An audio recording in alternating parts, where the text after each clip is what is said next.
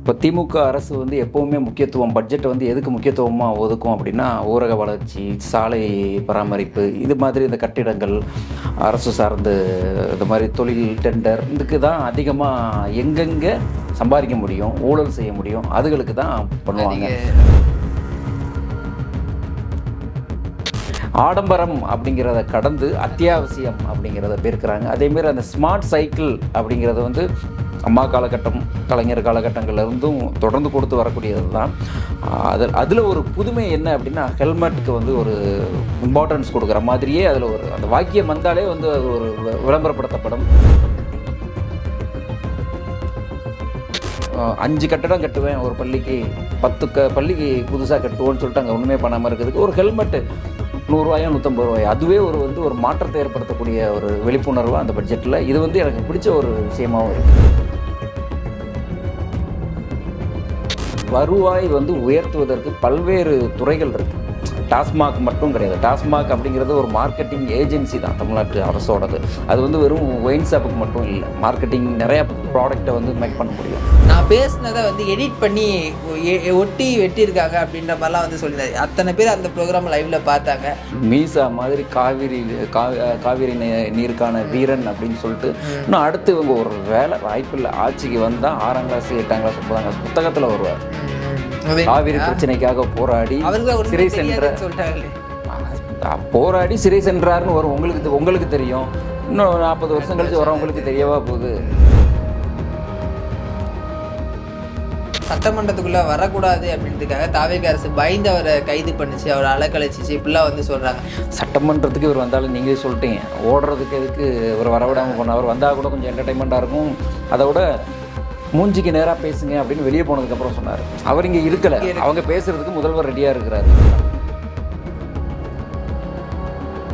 அதிமுக அப்படிங்கிற ஒரு விஜய் அவர்கள் சொன்ன மாதிரி ஆட்டத்தில் இல்லை. அரசியல் பண்ணுறதுக்கு அவங்க இது அழகாக ஒரு கண்டனம் செய்து இவர் இப்போ அந்த கரூர் விஷயத்தில் கூட இந்த வாக்கு வங்கிக்காக தான் இந்த ஒரு நாடகம் பட்டிருக்காரு அப்படிங்கிறது தெரியுது. இதே இப்படி தான் முதல்வர் இவர் தான் வருவார்னு அப்போவே அவர் அறிவுக்கு எட்டியிருந்தால் கண்டிப்பாக சொல்கிறேன், அதுலேயும் கீழ்த்தரமான அரசியல் எடப்பாடி அவர்கள் பண்ணியிருப்பார்.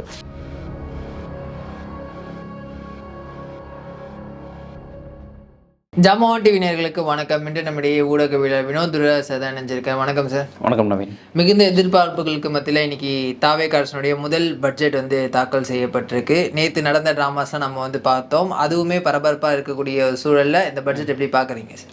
இந்த பட்ஜெட்டில் என்ன, உதயநிதி எதுவும் தெரியாத மாதிரி உட்காந்துருக்கிறாரு. அவர் முகத்தை பார்க்குறதுக்கே மக்கள் எப்படி வருவார், நேற்று அப்படி ஒரு சம்பவம் நடந்திருக்கு அப்படின்னு எதிர்பார்க்கப்பட்ட சூழ்நிலையில் எதுவுமே நடக்காத மாதிரி சகஜமாக வந்திருக்கிறாரு. அதுதான் நேற்று. இதை பற்றி நான் அடுத்து பேசலாம். பட்ஜெட் பொறுத்த வரைக்கும் என்ன அப்படின்னா, ஒவ்வொரு அரசுமே ஒவ்வொரு துறைகளில் முக்கியத்துவம் கொடுக்கும்.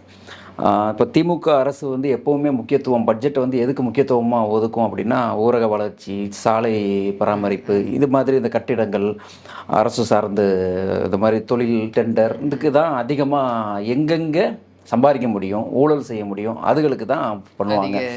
அதே மாதிரி பள்ளி கல்விங்கிறது ரொம்ப முக்கியங்கிறத அந்த தாவேக அரசு உணர்ந்திருக்கிறாங்க. உண்மையிலே ஒரு நல்ல நல்ல திட்டங்கள், அந்த க்ளீன் கேம்பஸ் அப்படிங்கிறது ரொம்ப முக்கியம். இதே திமுக என்ன பண்ணுவாங்க அப்படின்னா, கட்டிடம் கட்டுவோம், இத்தனை பள்ளிகள் கட்டுவோம், இப்படி அதிநவீன பள்ளி வகுப்பறைகள் கொண்டு வருவோம் அப்படின்னா. ஆனால் அங்கே எதையுமே இல்லை ஸ்மார்ட். அது மாதிரி எந்த ஸ்மார்ட்டும் இல்லை. பட்ஜெட்டும் ஸ்மார்ட் இல்லை, அவங்க ஸ்மார்ட் இல்லை. 100 கோடி வரைக்கும் ஸ்மார்ட்டாக ஊழல் பண்ணியிருக்காங்க கல்வி. 100 கோடிங்கிறது ஒரு அடிப்படை, ஒரு பேசிக்காக ஒரு கேஸ் எடுக்கணுங்கிறதுக்காண்டி எடுத்துருக்குறாங்க. அந்த வழக்கு போனோம்னா பயங்கரமாக இருக்கும். எக்ஸாம்பிள் சின்னதாக சொல்கிறேன். ஒரு ரினியூவல் பண்ணுறதுக்கு ஒரு பள்ளிக்கு 5 லட்சம் ரூபா லஞ்சமாக வாங்குறாங்க. குறைஞ்சது 1000 பள்ளினா எவ்வளோ வரும் நீங்களே கால்குலேட் பண்ணிக்கோங்க. அந்தளவுக்கு. அப்போ அதுவே அங்கே 100 கோடிக்கு மேலே பல மடங்கு போயிடுச்சு. ஸோ அது அப்புறம் பார்த்துக்கலாம். இங்கே பட்ஜெட்டில் நல்லா தெளிவாக கொடுத்துருக்குறாங்க. ஒரு சுகாதாரம் ரொம்ப முக்கியம் மாணவர்களுக்கு. அந்த மாணவர்கள் ஒரு பீஸ்ஃபுல்லாக போகணும், அந்த என்விரான்மெண்ட் நல்லா இருக்கணும் அப்படிங்கிற விஷயத்தை ரொம்ப கவனமாக அடிப்படையாக யோசித்து இந்த பட்ஜெட்டு கொடுத்துருக்குறாங்க.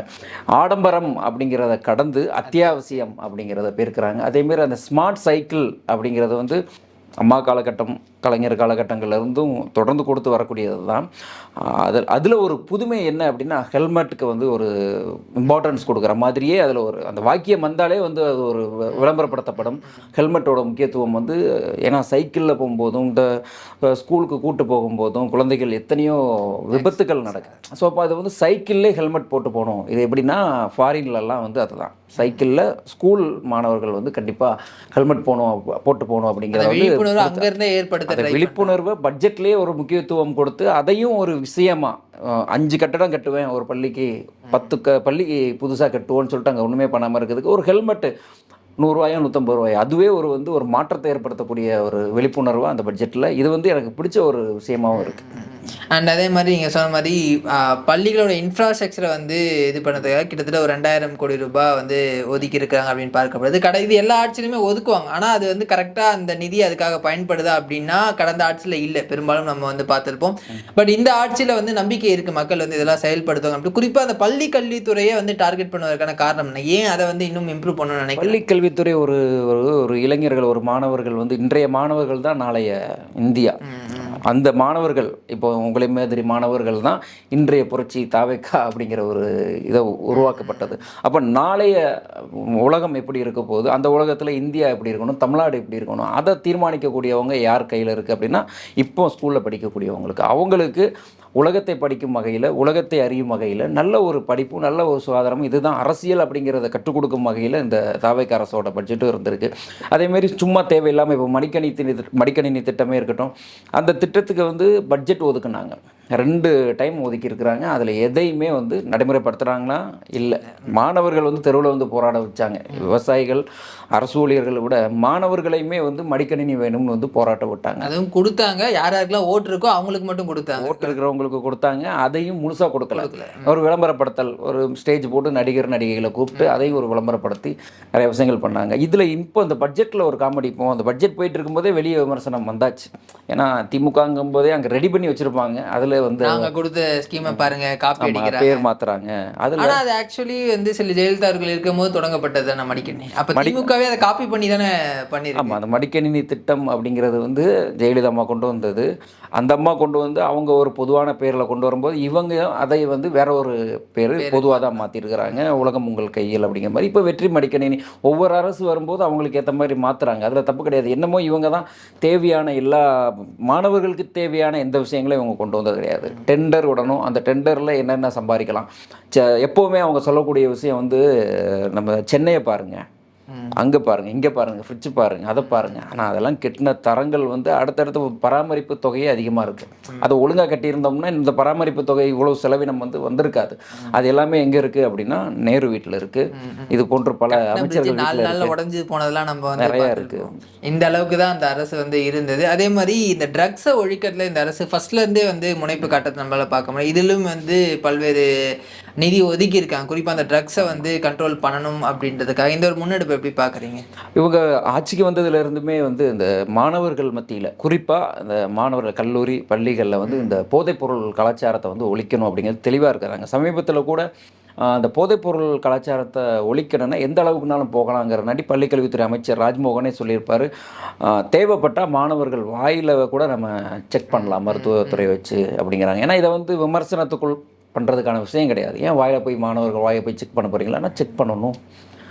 உடல் வந்து ஃபுல் ஸ்கேன் பண்ணால் தானே நமக்கு என்னென்ன அறிகுறி. அதேமாரி மாணவனோட இன்றைய அடித்து திருத்தினா மட்டும்தானே அப்படிங்கிற மாதிரி. அப்போ அந்த போதைப்பொருள் ஒழிப்புக்கு வந்து தாவேக்கா அரசு முக்கியத்துவம் கொடுக்குறாங்க. போதைப்பொருள் ஒழிப்புகளில் இளைஞர்கள், இந்த ஆட்சியை கொடுத்த இளைஞர்கள், நாளைய அந்த பள்ளிக்கு வரக்கூடிய அந்த குழந்தைகள், அம்மா ஓட்டு போடுங்கன்னு சொன்ன குழந்தைகள், அவங்களுக்கான அடிப்படை தேவைகளை வந்து பண்ணணும். வரும் விளம்பரத்துக்கு மட்டும் சில திட்டங்களை ஃபஸ்ட்டு அறிவித்து அதுக்கப்புறம் பள்ளிக்கல்வி, அந்த விவசாயங்களை கொண்டு வராமல் இவங்க பள்ளிக்கல்வியை மேம்படுத்தி முதல்ல வந்து கொண்டு வந்து இருக்கிறது வந்து அதே ஒரு மாற்றத்திற்கான அறிகுறி தான். ஒரு ஹெல்ப்லைன் நம்பரும் வந்து கொடுத்துருக்காங்க. போதைப்பொருள் பார்த்தீங்க அப்படின்னா நீங்கள் வந்து இந்த நம்பரை கால் பண்ணலாம்.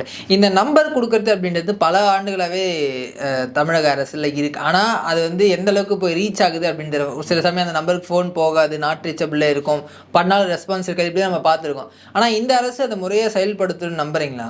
கண்டிப்பாக. என்னென்னா இன்னொன்று, குறிப்பாக விழிப்புணர்வு அதை பண்ணுறதில்ல. அதை வந்து அந்த நேரத்தில் ஒரு விளம்பரப்படுத்துகிறாங்க, நாங்கள் இந்த மாதிரி ஒரு நம்பர் கொடுத்துருக்கோன்னு. தாவேக்கா அரசு வந்து அதில் வந்து முதல்வர் விஜய் அப்படிங்கிறது வந்து ஒரு பிரபலம். அவர் என்ன செஞ்சாலுமே அது ஒரு பிரபலமாகும். ஒரு விஷயங்கள் வந்து எல்லாரிடமே கொண்டு போய் சேர்க்கப்படும். கிட்டத்தட்ட ஐபிஎல்ல சிஎஸ்கே அணிக்கு வந்து எந்த ஒரு வீரர் வந்தாலும் அவர் பிரபலமாகிடுவார். அதே மாதிரி தான் நேற்று கூட மாணவர்கள் அந்த மாணவர்கள்னு சொல்லிட்டு இந்த திமுக போராட்டத்தில் வந்து கூட இந்த பேரிகார்ட் மேலே ஏறி குதிச்சு போகும்போது அமல்ராஜ் அவர் வந்து இப்போ பயங்கர ட்ரெண்ட் ஆகிட்டு இருக்கிறாரு. ஸோ அதுதான் தாவேக்கா அரசில் சின்ன சின்ன விஷயம் கூட ட்ரெண்ட் ஆகும். அதே தான் இந்த நம்பருமே சொல்கிறேன். இளைஞர்கள் மத்தியில் நல்ல விழிப்புணர்வாக இருக்குது. அதே போல் அதை வந்து அரசு நீங்கள் சொன்னீங்கல்ல முறையாக பராமரிக்குமா, அதை முறையாக பராமரிக்கிறதுக்கு இங்கேருந்து விழிப்புணர்வு அடைந்து மக்கள் அந்த நம்பருக்கு அழைப்பு கொடுக்கணும்ல, கால் பண்ணணும்ல. அது திமுக அரசில் சுத்தமாக இல்லை. அப்படி ஒரு நம்பர் இருக்கிறதுன்னு தெரில. அது இல்லாமல் நம்பர் கால் பண்ணாலும் பிஸி, எல்லாம் ஏதாவது டோன் தான் போகாது. ஸோ இந்த அரசு இதிலெல்லாம் வந்து ரொம்ப துரிதம். இப்போ 2 மாதம் தான் ஆயிருக்குது. ஸோ இனியும் அடுத்தடுத்து ஒரு வருஷம் கழிச்சு எப்படி பண்ணுறாங்கிறத பார்க்கலாம். இது முதல் பட்ஜெட் நிறைய தடுமாறுவாங்க, இன்எக்ஸ்பீரியன்ஸ் இப்பெல்லாம் விமர்சனம் இருந்துச்சு. பட் ஆஸ் ஆஃப் நோ சூப்பராக வந்து பண்ணிட்டு இருக்காங்க. எந்த இதுக்கு கரெக்டான நிதி ஒதுக்கணுமோ, எவ்வளோ ஒதுக்கணுமோ அதை கரெக்டாக வந்து ஒதுக்கி இருக்காங்க. இது வந்து இதுக்கு பின்னாடி இருக்கக்கூடிய அந்த இன்ஸ்ட்ரக்ஷன்ஸ் இல்லை முதல்வருடைய தலையீடு இதெல்லாம் எப்படி பார்க்குறீங்க? தாவேக்கா அரசை பொறுத்த வரைக்கும் ஒன் மேன் அப்படிங்கிற ஒரு இது கிடையாது. பொறுத்த வரைக்கும் விஜய் அப்படிங்கிற ஒரு பிரபலம், முதல்வர் அப்படிங்கிற ஒரு ஆளுமை அவர்கிட்ட வந்து நிச்சயமாக இருக்குது. பட் அதை வந்து அவர் மட்டும்தான் நான் தான் தீர்மானம் எடுப்பேன், எனக்கு தான் எல்லாம் தெரியும் அப்படிங்கிற எந்த ஒரு இதுலேயுமே இல்லாமல் ஒவ்வொரு துறைகளும் அந்தந்த இப்போ அதிகாரிகள் எல்லாத்தையும் தேர்வு செய்து சிறப்பாக தான் கொடுத்துருக்குறாங்க. அது மட்டும் இல்லாமல் இப்போ அந்த கட்சியிலேயே வந்து பார்த்திங்கன்னா நிர்மல்குமாராக இருக்கட்டும், செங்கோட்டையனாக இருக்கட்டும், ஆனந்த் அவர்களாக இருக்கட்டும், ராஜ்மோகன், ரமேஷ், இப்படி ஒவ்வொருத்தருக்குமே என்னென்ன தெரியுமோ எல்லாத்தையுமே கலந்து யோசித்து நல்ல ஒரு அந்தந்த துறையை நல்லா அனலைஸ் பண்ணி தான் இந்த பட்ஜெட்டில் எல்லா விஷயமும் கொண்டு வந்திருப்பாங்க. ஸோ இது ஒரு டீம் ஒர்க்காகவே இந்த அரசு வந்து நல்லா செயல்படுது. அதுமாதிரி அவர் கொடுத்த வாக்குறுதியில் இந்த ஒரு வாக்குறுதி அப்படின்றது பெரும் விமர்சனத்துக்குள்ளாச்சு. தாய்மாமன் தங்க மோதிரம் திட்டம் அதை வந்து நிறைவேற்றவே முடியாது, அதுக்கான பட்ஜெட்டும் இல்லை அப்படின்னு சொன்னாங்க. அதுக்காக கிட்டத்தட்ட ஒரு 560 கோடி ரூபாய் ஒதுக்கி இருக்காங்க. அண்ணா அவர்களுடைய பிறந்தநாள்லேருந்து தொடங்கப்படும் அப்படின்னு வந்து சொல்லியிருக்கேன். சாத்தியமே இல்லாத ஒரு வாக்குறுதியை இன்னைக்கு வந்து சாத்தியப்படுத்தி காட்டியிருக்காங்க. ஆனால் அதை தொடர்ந்து ஃபாலோ பண்ண முடியுமா?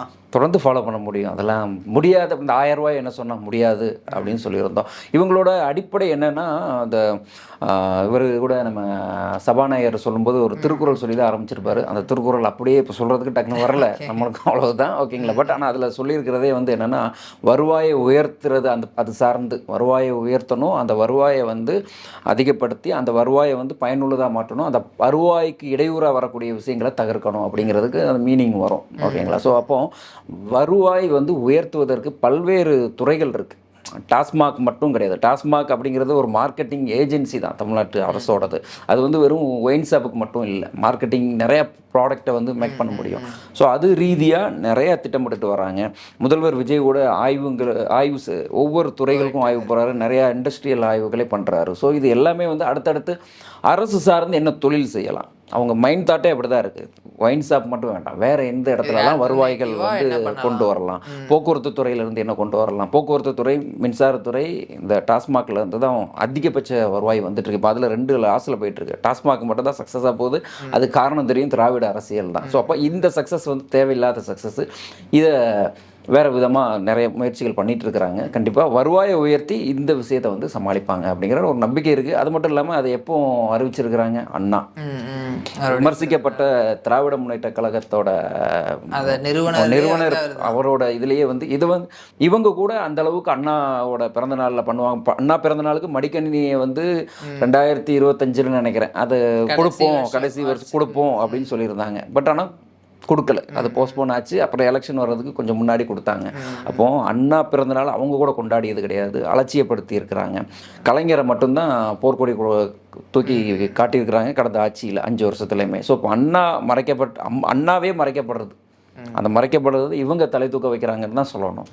அதுபோல் அந்த காமராஜர் பேர், இந்த மாதிரி சில திட்டங்களுக்கு எல்லாமே வந்து எது தேவை, யார் தேவையோ அதை சரியாக செய்கிறாங்க. அந்த அண்ணாவை இன்னைக்கு இருக்கக்கூடிய ஜென்சிகளோட அண்ணா கொண்டு போய் சேர்க்கிறாருன்னு எடுத்துக்கலாமா இதன் மூலயமா? ஆமாம், கண்டிப்பாக. அந்த அண்ணாவை நம்ம பார்த்ததில்ல, அவருடைய ஆட்சி நம்ம எழுதல. பட் இன்னைக்கு இருக்கக்கூடிய இது வரைக்கும் பார்த்தோம்னா இன்னும் நிறைய விஷயங்கள் முதல்வர் விஜய்க்கு கடமை இருக்குது, செய்ய வேண்டிய காலங்கள் இருக்குது. பட் அடிப்படையாக பேசிக் ஸ்டெப்ஸு பார்க்கும்போது வந்து காமராஜர், எம்ஜிஆர், ஜெயலலிதா, அண்ணா, இந்த மாதிரி பல தலைவர்கள் என் கலைஞர் கருணாநிதியுமே எடுத்துக்கிடலாம், ஸ்டாலின் அவர்கள் எடுக்கலாமான்னா, எடப்பாடி அவர்கள் எடுக்கலாமான்னா வேண்டாம், இவர் அதுக்கு மேலேயே கொண்டு போகலாம் அப்படிங்கிறது வேண்டி சொல்கிறேன். ஒவ்வொருத்தட்டையும் ஒவ்வொரு நல்ல விஷயங்கள் எடுத்துருக்குறாங்க அப்படி தான் சொல்லணும். அதே மாதிரி இதை பார்க்குற அந்த லைவ் வியூவர்ஸோட எண்ணிக்கை நான் சும்மா செக் பண்ணும்போது எல்லா டிவிலையுமே வந்து 50,000 60,000 இத்தனைக்கும் வந்து லைவ்ல மற்ற சேனல்ஸில் வந்து இது வந்து இதுக்கு முன்னாடி நம்ம பார்த்ததே கிடையாது. பட்ஜெட்னா பட்ஜெட் பேசிட்டே இருப்பானுங்கப்பா, அப்படிதான் வந்து நம்ம மைண்ட் செட் இருக்கும். பட் ஆனால் இந்த முறை இத்தனை பேர் இத்தனை லட்சம் மக்கள் பார்க்குறாங்க அப்படின்றது எப்படி பார்க்குறீங்க? இதற்கு முன்பெல்லாம் பார்த்தோம்னா பட்ஜெட் வரும்போது வந்து லைவ் அப்படிங்கிறது வந்து மேக்ஸிமம் இருக்காது. கரெக்டு தானே? ஸோ அவங்க என்ன பண்ணுவாங்கன்னா, ஏதாவது ஒரு 2-3 பத்திரிகையாளர்கள் ஒரு விமர்சகர்லாம் கூப்பிட்டு ஏதோ பேசிகிட்டு இருப்பாங்க. அந்த லைவ் போட்டாலும் யாரும் பார்க்க போகிறதில்ல. அங்கே ஏதோ என்னமோ நடக்குது, ஒன்றும் புரியாத நம்பர்லாம் சொல்லும்போது நமக்கே கணக்கில் தூக்கம் வரும். ஸோ அதெல்லாம் வந்து பார்க்க முடியாது அப்படிங்கிறத வந்து உடைச்சிருக்கிறாங்க. ஒரு அரசியல் அறிவு இருக்கான்னு கேட்டாங்க. அரசியலில் இவங்களுக்கு இல்லாத அறிவை கூட கற்றுக்கொள்ளும் அளவுக்கு இப்போ உள்ள இளைஞர்கள் வந்து ரெடியாக இருக்காங்க அப்படிங்கிறதுக்கு அடையாளம் இது. இன்னொரு புறம் வந்து உதயநிதி அவர்கள் வருவாரா அப்படின்ற எதிர்பார்ப்பு இருந்துச்சு. நான் நேற்று நடந்த சம்பவங்கள்லாம் பார்த்தோம். அவர் இரவுக்கு மேலே தான் அங்கே விசாரணை முடிஞ்சு வந்தார். அதுக்கப்புறம் சென்னை வந்து இப்போது அட்டன் பண்ணியிருக்காரு. ஆனால் நேற்று அவர் ப்ரெஸ் மீட் கொடுக்கும்போது நிறைய விஷயங்கள் பேசினார். அது எல்லாமே வந்து திரும்ப அவங்களுக்கே பேக் ஃபயர் ஆகிருக்கு. நான் பேசினதை வந்து எடிட் பண்ணி ஒட்டி வெட்டியிருக்காங்க அப்படின்ற மாதிரிலாம் வந்து சொல்லியிருந்தாரு. அத்தனை பேர் அந்த ப்ரோக்ராம் லைவ்ல பார்த்தாங்க. அப்படி இருக்கும்போது எப்படி சார் இப்படி போய் சொல்றாரு? அவங்கெல்லாம் வந்து இன்னும் இதுக்கே இப்படி பதறீங்கல்ல. மீசா மாதிரி காவிரி நீருக்கான வீரன் அப்படின்னு சொல்லிட்டு இன்னும் அடுத்து இவங்க ஒரு வேலை வாய்ப்பு இல்லை. ஆட்சிக்கு வந்தா 6ஆம் கிளாஸ் 8ஆம் கிளாஸ் 9ஆம் கிளாஸ் புத்தகத்துல வருவார். காவிரி பிரச்சனைக்காக போராடி சிறை சென்ற சிறை சென்றார்னு வரும். உங்களுக்கு தெரியும். இன்னும் 40 வருஷம் கழிச்சு வரவங்களுக்கு தெரியவா போகுது? ஸ்டாலின் மீசா கைதெல்லாம் தெரியும். அதுல என்ன உண்மையில உள்ள பிரச்சனை, அதுக்குள்ள நம்ம போக வேண்டாம். புரியுதுங்களா? பட் அதே மாதிரி இங்க இவருக்கு ஒரு பாட புத்தகங்கள்ல கூட வந்துருவாரு. தயவு செஞ்சு ஆட்சியை நல்லா பண்ணி அவங்க கையில திரும்ப கொடுக்காம இருந்தா நல்லா இருக்கும். காவிரி நாயகன் டைட்டில்லாம் கூட கொடுத்துருவாங்க. காவிரி நாயகன் கொடுத்து கண்டிப்பா புத்தகத்துல வரும். அதுதான் நம்ம வேற எதுவுமே வேண்டாம், புத்தகத்திலே கண்டிப்பா வந்துடும். ஸோ அது ஒன்று. அவர் பேசும்போதுமே வந்து ஒரு தவறு ஒரு விஷயம் பண்ணிட்டோம், அந்த இடத்துல எப்படி பணிவுடன் இருக்கணும் அப்படிங்கிறதே கிடையாது. காமெடியாக பார்க்குறேன் அப்படி இப்படின்னு சில விஷயங்கள் வந்து அவங்க செய்த குற்றத்தை வந்து நியாயப்படுத்திக்க பார்க்குறாங்க. அதுவே வந்து தவறு தான். ஏன்னா திமுகவில் இருக்க தொண்டர்களே வந்து அது தாவேக பக்கம் வருவதற்கான சாத்தியக்கூறாகும் அப்படிங்கிறது. அதே மாதிரி அவர் வெளியில் வந்தபோது என்னவோ விவசாயிகளுக்காக போராடின மாதிரி, இல்லை வந்து நீட்டுக்கு போராடின மக்களுக்காக போராடின மாதிரி அப்படி தான் அவர் வெளியே வந்தார். ஆனால் அவர் போன கேஸ் வந்து ஒரு பெண்ணை இழிவாக பேசினதுக்காக தான் வந்து அவர் விசாரணை. அந்த வந்த தோரணை, அங்கிருந்த அந்த தொண்டர்கள் பார்த்து அவர் கையெழுத்து இதெல்லாம் பார்க்கும்போது என்னடா இது இப்படின்ற மாதிரி இருக்குல்ல சார் நமக்கு. அதான் சொல்ல, ஷூட்டிங் முதல்வர் விஜய் எப்படி விமர்சிப்பாங்களோ அதே மாதிரி ஷூட்டிங் ஒவ்வொன்றுமே அங்கே போராட்டம் நடக்கிறதும் எல்லாத்தையுமே ஷூட் பண்ணி ரெடி பண்ணி வச்சுப்பாங்க. ஒரு வேளை ஆட்சிக்கு வந்துட்டோன்னா படம் போட்டு காட்டிக்கலான்னு.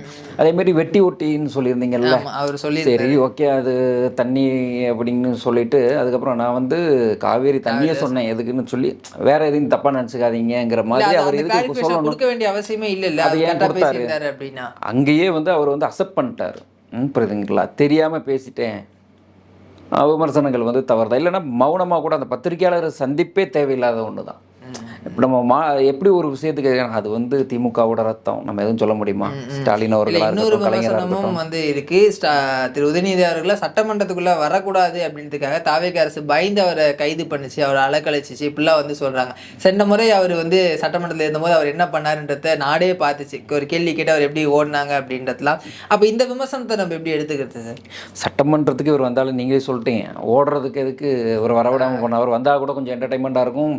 அதோட மூஞ்சிக்கு நேராக பேசுங்க அப்படின்னு வெளியே போனதுக்கப்புறம் சொன்னார். அவர் இங்கே இருக்கலை, அவங்க பேசுகிறதுக்கு முதல்வர் ரெடியாக இருக்கிறாரு. கடந்த கூட்டத்தொடரில், சட்டமன்ற கூட்டத்தொடரில் இவர் வெளிநடப்பு பண்ணிட்டு முதல்வர் நாங்கள் போனதுக்கப்புறம் பேசுவோம், உங்களை யார் போக சொன்னால் இருந்தால் பேசியிருப்பார். சரி இந்த டைம் அதனால வேண்டி தான் தெளிவாக சொல்லிட்டாங்க, நீதிமன்றத்தில் போனப்பமே சொல்லிட்டாங்க, நாங்கள் கைது பண்ணலை, விசாரணை பண்ணிட்டு அனுப்பிடுவோம். ஏன் அது அப்படின்னா, ஒரு பெண்ணை குறித்து தவறாக இந்த ஆட்சியில் யார் பேசினாலும் அதுக்கு உங்களோட மானத்தை வந்து வாங்குவோம். ஏன்னா அவர் அரெஸ்ட் பண்ணி கொண்டு போகலாம், இன்னும் சட்ட ரீதியாக அடுத்தடுத்து இருக்கலாம் இந்த வழக்கு. பட் இப்போ இவர் கைதானது வந்து இதே அதிமுக அரசாக இருந்தால் கூட மீடியா லெவலில் விளம்பரமாக இருக்காது. இப்போ நடக்கிறது வந்து விர்ச்சுவல் வேரியர்ஸே இருக்கிறாங்க, அவங்களுக்கு பயந்து நேஷனல் லெவல் ட்ரெண்ட் ஆகுது. அதை ட்ரெண்ட் ஆகுது காரணம் நீங்கள் ட்ரெண்ட் பண்ணுறீங்களா இல்லை நாங்கள் பண்ணட்டுமா, ஒவ்வொரு வீட்டுக்குள்ளேயும் நாங்கள் கொண்டு போகிறோங்கிற அளவுக்கு இங்கே டிவிகேயில் உள்ள ஒவ்வொரு இளைஞர்கள் டிவிகேயிலே இல்லை அவங்க, பட் அவங்க செய்கிறாங்க. இங்கே பாருமா ஒரு பெண்ணை த்ரிஷாவை அப்ப தப்பாக அவர் என்ன பேசியிருக்கிறாங்க. பேசினாருன்றது எல்லா விஷயம் எல்லாருக்கும் மக்கள் வந்து எல்லாருக்குமே இது கொண்டு போய் சேர்க்கப்பட்டது. இது இவர் இன்னும் நினச்சிட்டு இருக்கிறாரு, நமக்கு வந்து ஒவ்வொருத்தரும் இன்னும் டேக்லைன் போட்டுட்டு இருக்கிறாங்க. இந்த திமுகவே இவ்வளோ பெரிய ஒரு பிரம்மாண்டம் ஒரு விளம்பரம் வந்து Publicity உதயநிதிக்கு பண்றாருன்னு கொடுக்க முடியுமானா முடியாது. அந்த அளவுக்கு முதல்வர் விஜய் கொடுத்துட்டாரு, நன்றிங்கிறாங்க. ஒவ்வொரு வீட்லேயும் போய் பாருங்க, ஒவ்வொரு பிள்ளைகளும் எக்ஸ்பிளைன் பண்ணி வச்சிருக்கிறாங்க, கேவலப்பட்டு ஆக்சுவலி நிற்கிறாங்க. அந்த கைதுக்கு வந்து நிறைய பெண்களுடைய சப்போர்ட் இருந்ததை நேற்று பார்க்க முடியுது சார். அவ்வளோ சந்தோஷமா அவங்க வந்து அதை கொண்டாடினாங்க. வெடி இதனால இருக்கும் இல்லையா, ஆனா அது கூட இல்லை நேற்று. வெடி போட்டு கொண்டாடி இருக்கிறாங்க. ஏன் கனிமொழியே அக்செப்ட் பண்ணிட்டாங்கல்ல. அது தவறுதான்றது எல்லாரும் அக்செப்ட், ஆனா அவர் அக்செப்ட் பண்ணல. நேற்று ஒரு மன்னிப்பு கூட கேட்கலையே அவரு. அந்த அளவில் தான் ஒரு முன்னாள் தாத்தா முதல்வர், அப்பா முதல்வர், இவர் துணை முதல்வர், அந்த அளவில் ஒரு அறிவில் இருக்கிறவரை இன்னும் ஏன் இந்த திமுகவில் வேறு யாருக்குமே திராணி இல்லைன்னு நினைக்கிறேன். இவங்க கேட்குறாங்களா முதல்வருக்கு திராணி இருக்கான்னு. அந்த அதில் இருக்கக்கூடிய எத்தனை சீனியர் இருக்கிறாங்க, அமைச்சர்கள் இருக்கிறாங்க, எவ்வளோ அறிவார்ந்த தலைவர்கள் இருக்கிறாங்க. அவங்கெல்லாம் தற்கூரின்னு தான் நம்ம சொல்லணும். மக்கள் அவங்களுக்கு வாக்களித்த மக்கள் தற்கூரி கிடையாது. ஆட்சி மாற்றத்துக்காக தான் அவங்களுக்கு வாக்களித்திருக்கிறாங்க. அதேமாரி இங்கே இருக்கக்கூடிய தாவைக்காவினரும் தற்கூரி கிடையாது. ரியல் தற்கூரி அங்கே இருக்கக்கூடிய முதல்வர் முன்னாள் முதல்வர் மு.க. ஸ்டாலினும் துணை முதல்வரும் கிடையாது. அந்த கட்சியில் காலங்காலமாக உழைச்சிக்கிட்டு இருக்கிறாங்கல்ல, அவங்க எல்லாருமே தற்கூரி தான். நேற்று கூட நிறைய எக்ஸ் மினிஸ்டர்ஸ்லாம் வந்து அந்த போலீஸ் ஸ்டேஷன் வெளில நின்னதெல்லாம் நம்ம வந்து பார்க்க முடிச்சு. அந்த போலீஸ் வேன்லேயே கூட மாசுலாம் வந்து ஏறி போனால் நம்மளால பார்க்க. அவர் என்ன கேஸ்க்காக உள்ளே போகிறான்றது கூட தெரியாமல் அங்கே போயிட்டு அவங்க வந்து பேச விதம்லாம் ரொம்ப இமேஜாக இருக்குது சார். 75 வயது பாரம்பரிய கட்சின்னு சொல்கிறாங்க. அவர் எந்த விஷயத்தை பேசி எதுக்காக அவர் வந்து விசாரணைக்கு போகிறாரு, அது அவங்களும் சொல்கிறதுக்கு கூட அவங்களுக்கு கூச்சமாக இருக்காது. அது ஒரு என்ன சொல்கிறேன்னா, காவேரி நீருக்கு வேண்டி போராட்டம் பண்ணீங்க, அவர் போராட்டம் பண்ணார், அவர் கைது பண்ணிட்டாரு, அவர் போயிட்டு வரட்டுன்னு சொல்லிட்டு வேற இருக்கிறவங்களாம் சேர்ந்து போய் காவேரி நீர் போராட வேண்டியதானே.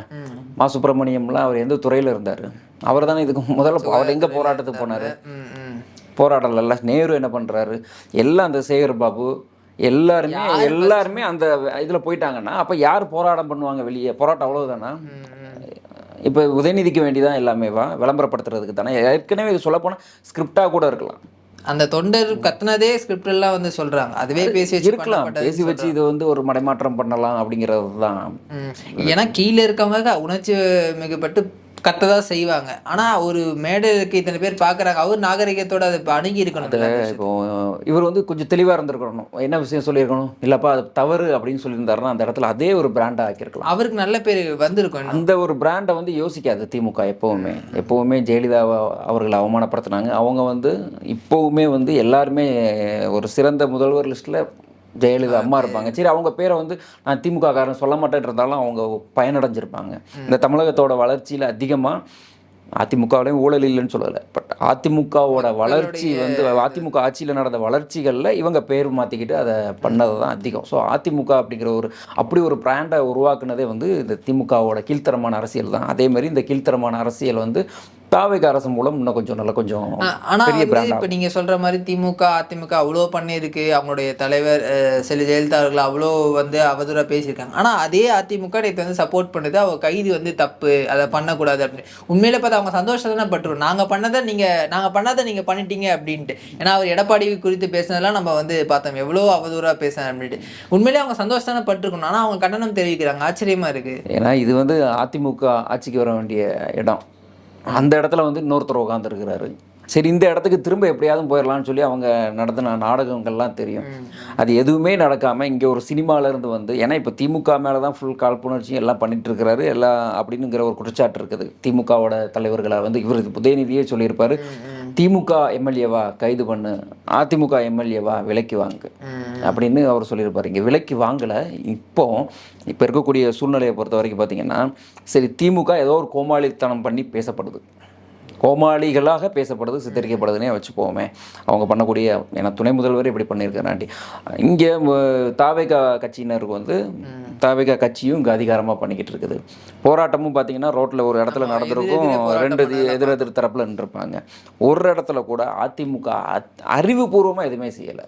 அதிமுக அப்படிங்கிற ஒரு விஜய் அவர்கள் சொன்ன மாதிரி ஆட்டத்தில் இல்லை. அரசியல் பண்ணுறதுக்கு அவங்க இதை வந்து அழகாக வந்து ஒரு கண்டனம் செய்து இவர் வந்து இப்போ அந்த கரூர் விஷயத்தில் கூட இந்த ஓட்டு வாக்கு வங்கிக்காக தான் இந்த ஒரு நாடகம் பட்டிருக்காரு அப்படிங்கிறது தெரியுது. இதே இப்படி தான் முதல்வர் இவர் தான் வருவார்னு அப்போவே அவர் அறிவுக்கு எட்டியிருந்தால் கண்டிப்பாக சொல்கிறேன், அதுலேயும் கீழ்த்தரமான அரசியல் வந்து எடப்பாடி அவர்கள் பண்ணியிருப்பார். ரெண்டு பேருக்கும் அந்த நாற்காலி வேணும், அந்த நாற்காலி போச்சே அப்படிங்கிறதுல ரெண்டு பேரும் கூட்டு சேர்த்துட்டாங்க. இதை இனி அடுத்த தேர்தல்கள் அப்படி தான் இருக்கு. எம்ஜிஆருடைய தொண்டர்களோ இல்லை சில ஜெயலலிதா தொண்டர்கள் அக்செப்ட் பண்ணிக்க மாட்டாங்க. அவங்கள இவ்வளோ தீய சக்தின்னு விமர்சனம் பண்ணவங்க தான் செல்வி ஜெயலலிதா அவர்களும் திரு எம்ஜிஆர் அவர்களும். ஆனால் அவங்க தொண்டர்கள் எப்படி இதை அக்செப்ட் பண்ணிப்பாங்க இந்த மாதிரி அதிமுக தலைமை பேசுறது? அங்கே இருக்க தொண்டர்களில் உன்னதமான தொண்டர்கள் வந்து அடுத்தடுத்து வந்துட்டு இருக்கிறாங்க தவைக்கா பக்கம். இன்னமும் அதிமுகவில் என்ன நடக்குதுன்னு விவரம் தெரியாமல், இல்லை நான் அதிமுக ஜெயலலிதா எம்ஜிஆர் அப்படின்னு சொல்லிட்டு அவங்க இன்னும் கண் திறக்கப்படலை. அப்படியே ஒரு இன்னும் இதை எப்படி நான் விட முடியும் அப்படின்னு சொல்லிட்டு வீராப்பா பேசிகிட்டு இருக்கிறாங்க. பட் தலைமை சரியில்லை அப்படிங்கிறது கொஞ்சம் கொஞ்சமாக அவங்களுக்கு தெரிய வரும்போது இந்த கட்சியில் அவர் இருக்க மாட்டார். கட்சி இல்லாமல் போகாது. பட் அந்த கட்சியில் அந்த எடப்பாடி அப்படிங்கிற ஒரு இது வந்து சீக்கிரமாக நேரம் தொண்டர்களே போராட்டம் பண்ணுவாங்க. இன்னைக்கு கோமாளித்தனம் போராட்டம் நடந்த மாதிரி அங்கே அறிவுபூர்வ போராட்டம் அதிமுகவினரால் எப்போ செய்யப்படுதோ அப்போ தான் அதிமுக காப்பாற்றப்படும். அடுத்தது நிகழ்வை தொடர்ந்து பேச சார். தகவல் நன்றி.